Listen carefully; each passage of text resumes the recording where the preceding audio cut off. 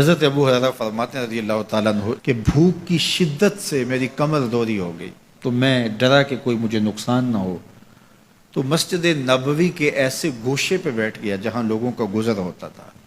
میرا خیال یہ تھا کہ کوئی شخص مجھے دیکھے گا اور دیکھ کر کے پہچان جائے گا کہ مسئلہ کیا ہے، لیکن جو بھی گزرتا سلام کر کے چلا جاتا، شاید اسے جلدی ہوتی، یا پھر ہستی پلکوں کے نیچے غم بھی پلتے ہیں، مگر کون دیکھتا ہے اتنی گہرائی میں۔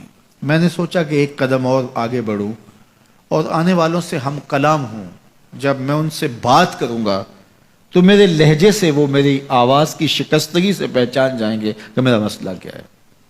تو کہتے ہیں حضرت عمر رضی اللہ تعالیٰ عنہ آئے، میں ان سے کوئی مسئلہ شرعیہ دریافت کیا، لیکن شاید انہیں بھی جلدی تھی، انہوں نے مسئلہ بتایا اور آگے بڑھ گئے۔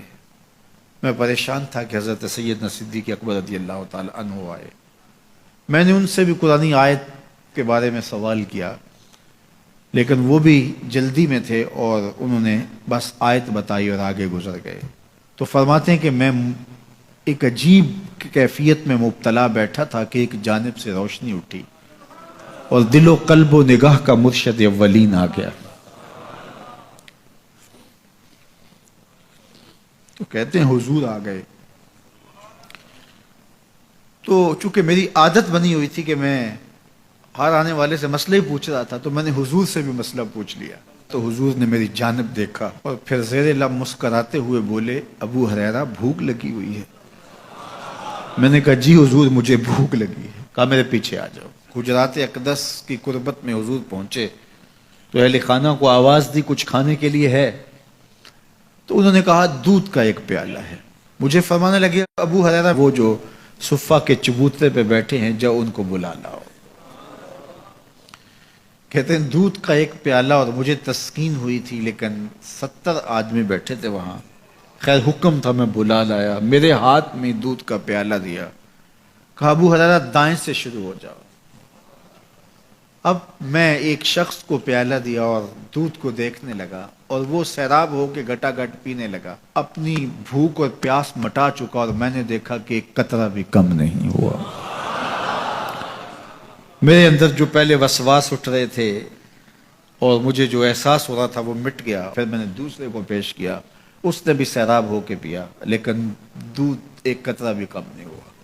پھر میں نے تیسرے کو دیا، چوتھے کو دیا، 70 آدمی دودھ پی گئے، لیکن دودھ میں سے ایک قطرہ بھی کم نہیں ہوا۔ لگتا تھا رب نے اس دودھ کا تعلق حوض کوثر سے جوڑ دیا۔ تو حضور نے فرمایا ابو ہریرہ، میں نے کہا جی حضور۔ فرمایا کون باقی؟ میں نے کہا حضور ایک آپ باقی اور ایک میں باقی۔ تو فرمایا اب تم پیو۔ تو کہا کہ میں نے دودھ پیا اور خوب سیراب ہو کے پیا۔ حضور نے فرمایا اور پیو، میں نے اور پیا۔ پھر فرمایا اور پیو۔ میں نے کہا مجھے قسم ہے اس ذات کی جس نے آپ کو حق کے ساتھ مبعوث کیا ہے، میرے میں ایک قطرے کی گنجائش بھی نہیں ہے۔ حضور نے میرے ہاتھ سے دودھ لیا اور خود نوش جاں کرتے ہوئے فرمایا ساقی القوم آخرہم شربا، قوم کا جو ساقی ہوتا ہے وہ آخر میں پیتا ہے۔ تو دودھ کا ایک پیالہ 72 لوگوں کے لیے کافی ہو گیا۔ یہ صحیح حدیث کے اندر حضور کا معجزہ موجود ہے، آپ نے بارہا علماء سے سنا۔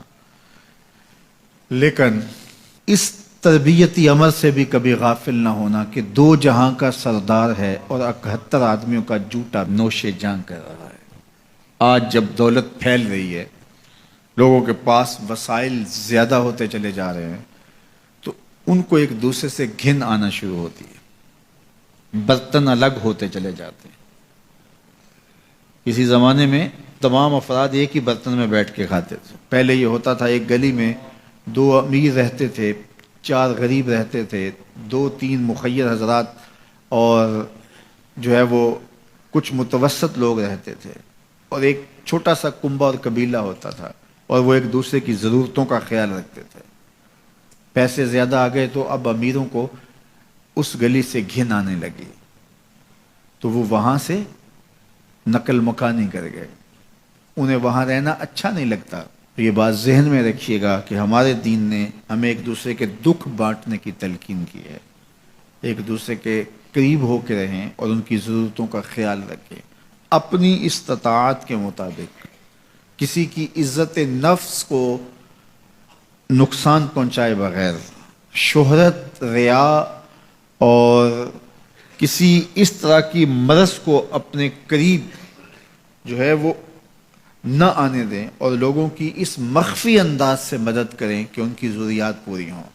بلکہ میرے حضور نے ارشاد فرمایا، جس شخص نے صدقہ کیا اور اتنے مخفی انداز میں کیا کہ جو دائیں نے خرچ کیا بائیں کو خبر نہیں ہوئی، جب بائیں کو خبر نہیں ہوئی تو ہمسائے کو خبر کیسے ہوگی؟ لیکن یہاں تو 7 اخباروں میں خبر چھپتی ہے کہ فلاں صاحب نے فلاں غریب کی بیٹی کی شادی کی ہے۔ ذرا سوچ، اگر یہاں تیری بیٹی کھڑی ہوتی تو تیرا روح سخن کیا ہوتا؟ لوگوں کی غربت کا مذاق نہ اڑاؤ، لوگوں کے جذبات سے کھیلو نہ۔ اللہ نے اگر آپ کو کچھ عطا کیا ہے تو پھر لوگوں کی ضرورتوں کو پورا کرو، لیکن ان کے جذبات سے مت کھیلو اور لوگوں کی ضرورتوں کا پورا خیال رکھو۔